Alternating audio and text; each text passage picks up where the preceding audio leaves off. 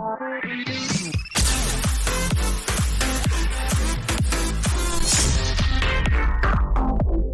semua, assalamualaikum warahmatullahi wabarakatuh. Ketemu lagi di video saya. Kali ini kita akan membahas materi failover dan load balance. Jadi failover dan load balance itu gampangnya ketika handphone ini memiliki dua arah jalur internet, atau gampangnya memiliki jalur internet dengan menggunakan dua jalur ke USB. Yang dimana failover itu yang satu aktif satu backup, sedangkan load balance dua aktif secara bersamaan. Misalnya yang satu untuk upload dan satunya untuk download. Kita bisa buka. Nah, sini kurang lebih untuk overloadnya seperti ini. Dari dari internet itu dibagi menjadi dua, ISP1 dan ISP2, lalu mengarah ke router customer. Oke, kita bisa langsung saja masuk ke data topologinya. Sini yang pertama sudah saya buka IP-nya menjadi 1.1.1.1. Untuk ISP kedua pakai 1.32. Untuk customer itu masih sama, cuma nggak ganti personnya saja. Oke, kita langkah pertama kita bisa lakukan addressing pada ISP pertama. Sini untuk ISP pertama yang mengarah ke router customer, kita pakai IP kelas C, yaitu 192.168.1.1/24. Untuk address pakai address 2, bisa apply lalu oke. Untuk router 2 juga sama, ke menu IP addresses. Sini kita pakai IP 172.16.1.1/24. Untuk header kita pakai header 2. Apply lalu oke. Kita lakukan juga pada router customer kita, IP addresses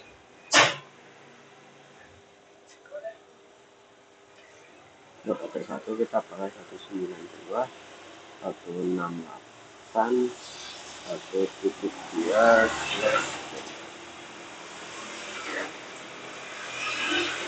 Nah, yang oke.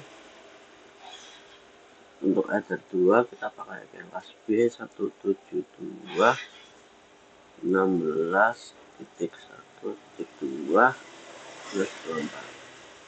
Kita bisa apply lalu oke. Lalu kita bisa tambahkan root pada router customer kita routing, lalu kita pergi menu IP lalu ke root. Sini kita tambahkan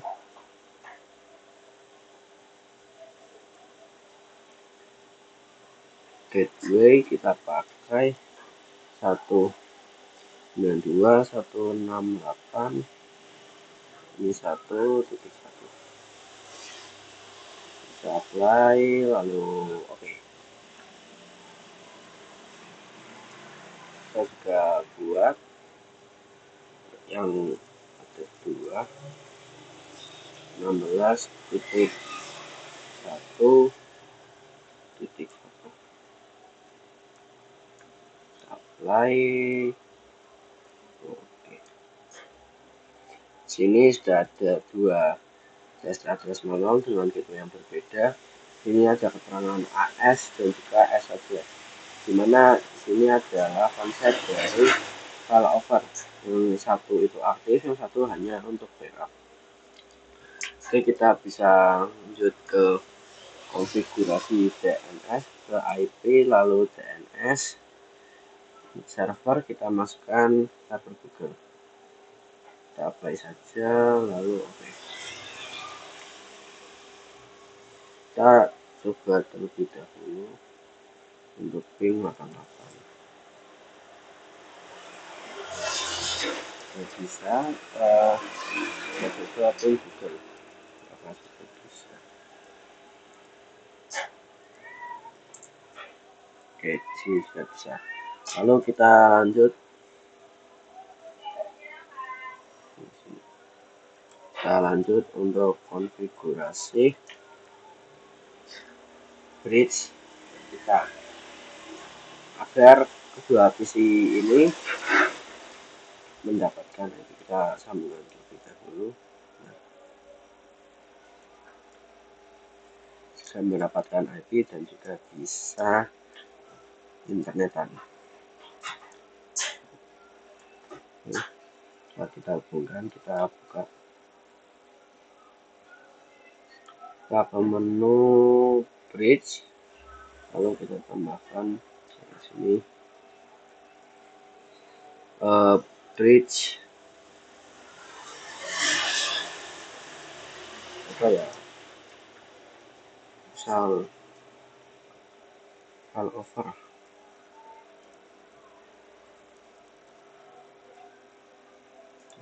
Apply. Oke, untuk interface-nya ya kita buat yang mengarah ke header 3 dan 4. Header 3 apply, juga header 4.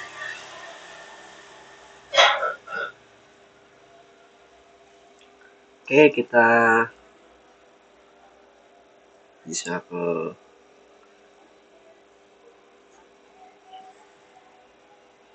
menu IP addresses pakai 10.10.10.1/24. Kita pakai IP ini untuk PC-PC lain. Lalu interface-nya kita pakai bridge. Lalu kita bisa lanjut untuk konfigurasi DHCP IP. Kita ke DHCP server, DHCP setup. Sini kita pakai bridge. Oke, kita selesai. Lalu bisa buka menu IP, firewall, kita connect. Sini kita tambahkan CNS. Out interface-nya kita pakai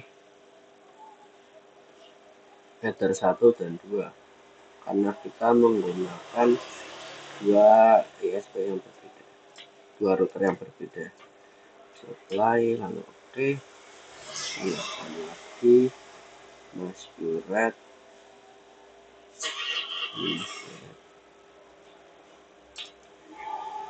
Pakai yang header 2.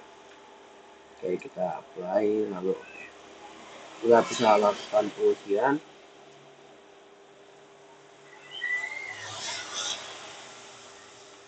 Kita IP DHCP,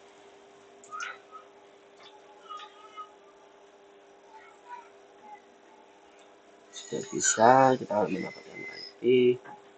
Lalu kita bisa ping 88. Ini juga kemudian kita juga bisa ping Google.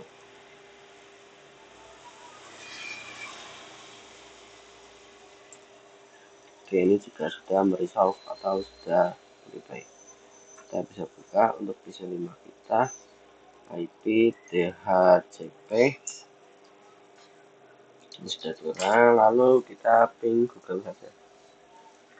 Ping Google. Ya, di sini juga sudah bisa. Oke, untuk setup topologi mungkin itu lebih dulu. Kita bisa lanjut ke materi failover. Oke, kita masuk ke materi failover, dimana konsepnya seperti yang saya jelaskan tadi, terdapat dua layanan akses menuju ISP dengan kriteria satu aktif dan satu menjadi backup. Yang aktif hanya satu. Jika ingin berpindah menggunakan jalur internet, satunya bisa dibandingkan parameter distance. Jika main link down, maka jalur internet akan dialihkan melalui backup parameter. Kita bisa cek gateway, distance, atau menggunakan script. Untuk studi kasusnya kita bisa melakukan konfigurasi sederhana, lalu merubah parameter distance dan juga cek gateway. Oke, kita bisa buka web kita. Ini kita bisa buka untuk customer. Kita bisa buka ke menu root. Ya, di sini terdapat dua gateway yang tidak bisa, yang ada, dimana dua-duanya terhubung dengan internet. Yang satunya aktif, yang satunya tidak. Dimana kita bisa menggunakan salah satu menjadi, yang satunya menjadi ISP utama dan satunya menjadi backup. Oke, mungkin kita bisa buka untuk yang gateway 192.168. Oke, sini kita akan menaikkan parameter distance-nya menjadi 10. Kita bisa apply lalu oke. Nah, di sini itu langsung buka ya. Dikarenakan semakin tinggi distance yang dimiliki Roadless Gateway itu semakin tidak diprioritaskan, kurang lebih seperti itu. Mungkin kita bisa buka untuk IP Gateway 172. Di sini untuk cek gateway kita bisa kali menjadi ping. Di sini ada dua, ARP dan ping, kita bisa pilih saja. Lalu kita bisa apply, lalu oke. Nah, kita mungkin bisa buka untuk router 2 atau ISP kedua kita dan mematikan address list pada SP2 atau yang mengarah ke SP2 atau yang mengarah ke router customer. Kita disable saja. Oke, ini kita tunggu.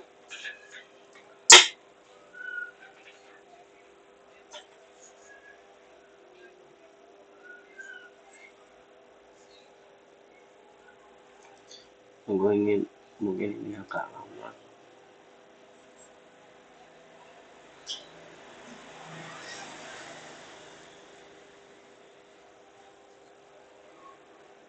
Nah, sini itu terjadi perubahan.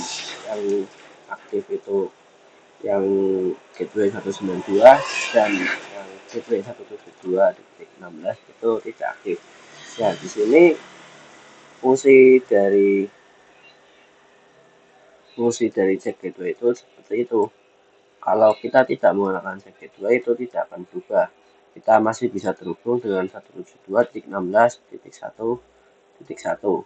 Kita masih bisa terhubung, namun kita tidak mendapatkan internet, kurang lebih seperti itu.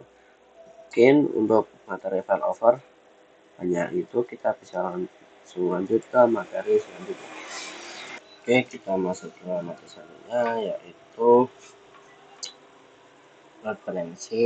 load balancing pada router kita.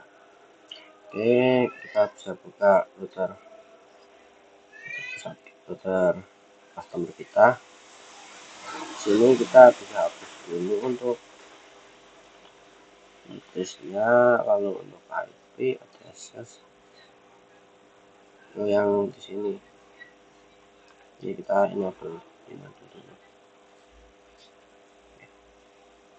Ini bisa kita tambahkan sini. Nah, untuk gateway kita masukkan dua gateway sekaligus, 192, 198, 1. Kita tambahkan lagi 172, 16, 1. Kita bisa apply lalu oke. Sini kita lakukan pengujian pada kita bisa ping 8, lalu kita bisa meng-trace root pada 88 tersebut. Kita melacak lewat mana 88 ini. Nah, sini itu mengarah lewat IP 172.16.1, yaitu melalui router kedua atau ISP kedua kita. Lalu kita bisa pilih Google, lalu trash Google-nya, trash google.com.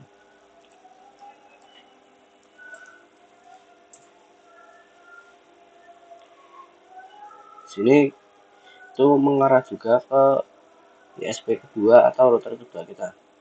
Di sini kita bisa trash, kita pilih Google terlebih dahulu, lalu kita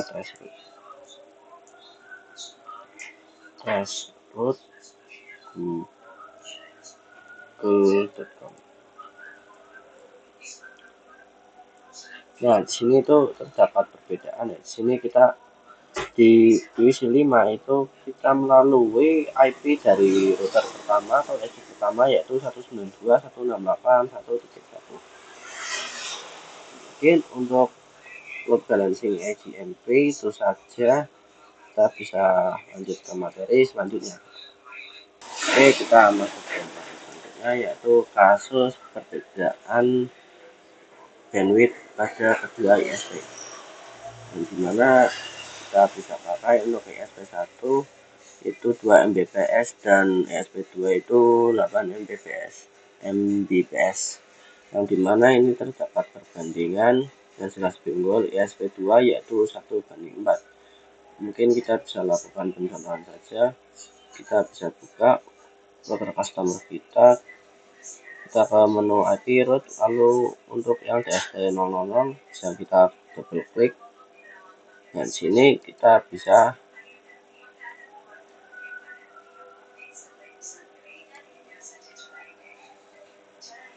kita tambahkan lagi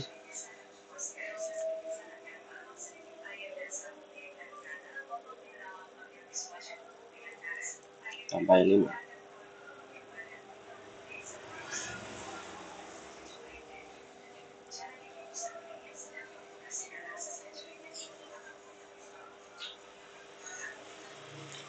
Oke, sini sudah ada 4 dan 1 IP.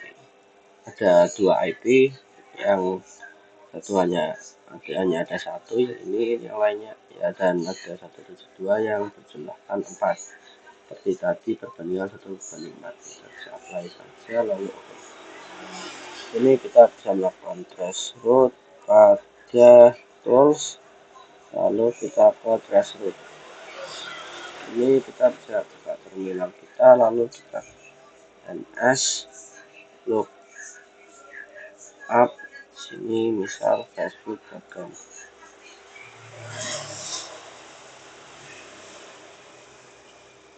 Ini kita dapat IP 57.144.192.1.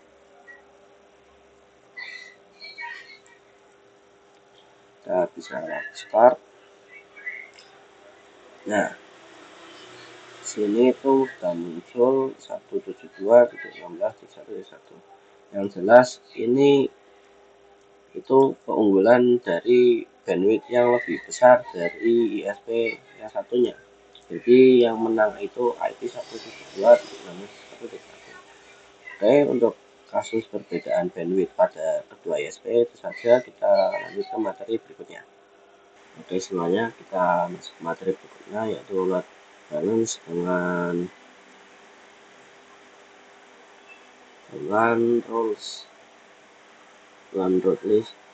rules ya, begitulah. Sini dengan tujuan PC4 itu internetan melalui SP1 dan PC5 internetan melalui SP2 atau router 2. Oke, kita bisa buka saja router customer kita ke menu IP, lalu sini ada rules, kita bisa tambahkan.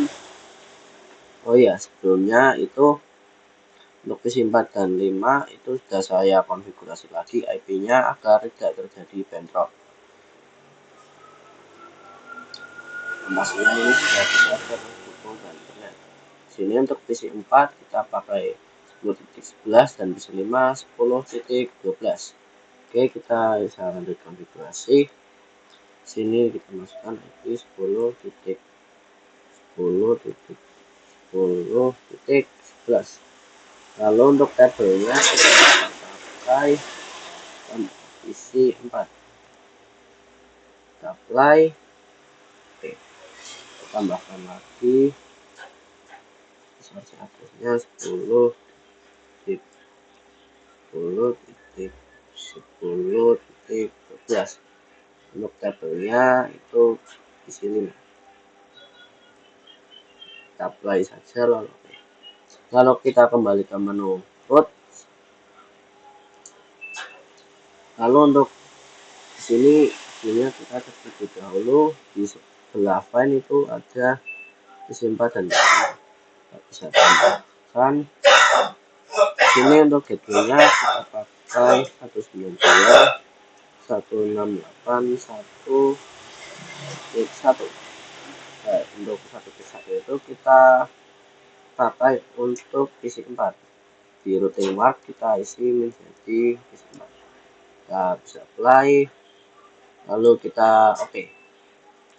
Kita juga lakukan hal yang sama untuk gateway router 2 atau SP2 2.16.1.1. Untuk routing marknya kita pakai isi 5. Di sini kita bisa apply, lalu oke. Kita bisa lakukan pengujian. Isi 5 kita pin 88. Lalu kita threshold 88.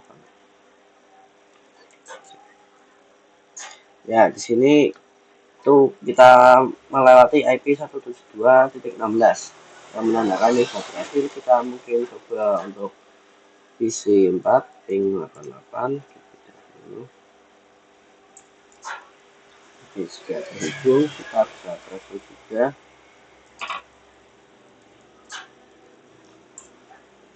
Oke, di sini melewati IP dari SP1 yaitu 192.168. Oke, untuk materi root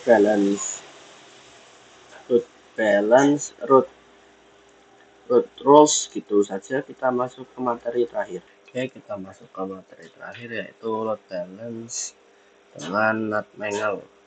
Sini untuk hostnya sama saja seperti. Oke, kita bisa buka terlebih dahulu. Nah, untuk konfigurasi sebelumnya kita bisa disable. Lalu kita bisa pergi ke menu IP, lalu ke menu firewall. Kita bisa ke menu Mangle. Sini kita tambahkan. Untuk saya kita beri routing. Untuk addressnya kita pakai IP PC4. Oke, semuanya aman saja. Kita kembali ke action. Ini kita pergi dulu. Nah, action ya kita pakai yang mark routing. Untuk yang routing mark kita bisa tambahkan Mangle. Sini misal ISP1. Kita apply, kita copy. Kita pakai 12 action. Ini kita pilih 2.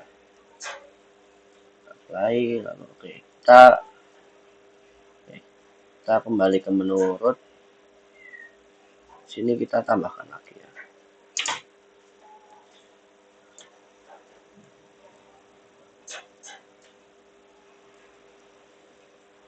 Routing marknya kita pakai yang tadi. Ini 172, kita pakai SP2. Oke,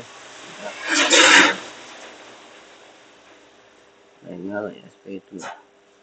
Oke, kita bisa apply. Oke. Kita lakukan yang sama.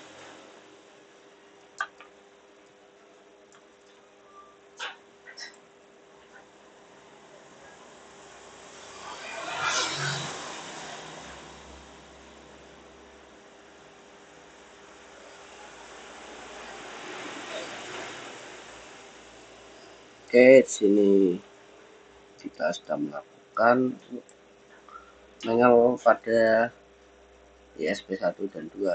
Jadi kita bisa lakukan pengujian lagi 188 kalau kita trace lagi. Oke, di PC4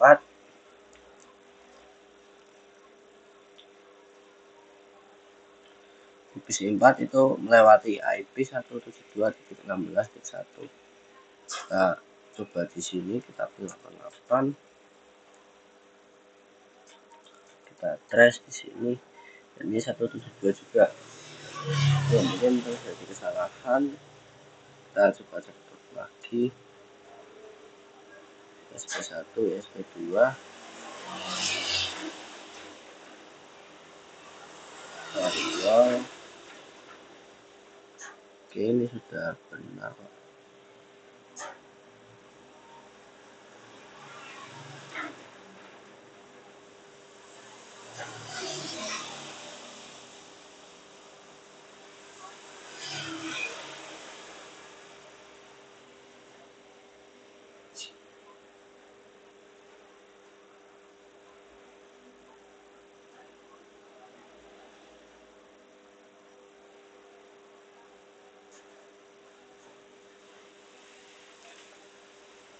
Ini kita mungkin bisa coba lagi.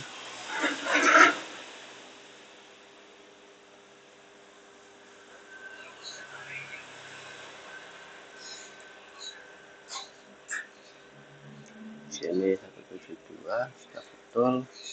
Di sini kok masih nggak gini ya.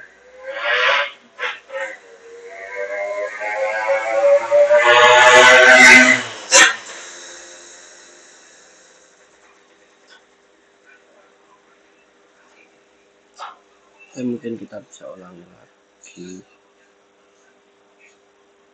Ini kita hapus.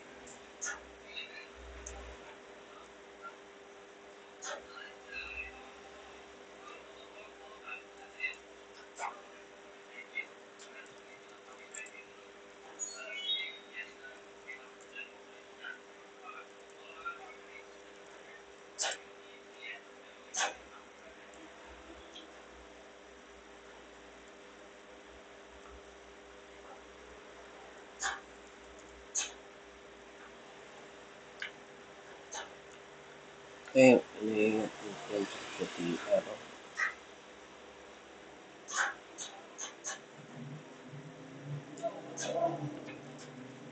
tapi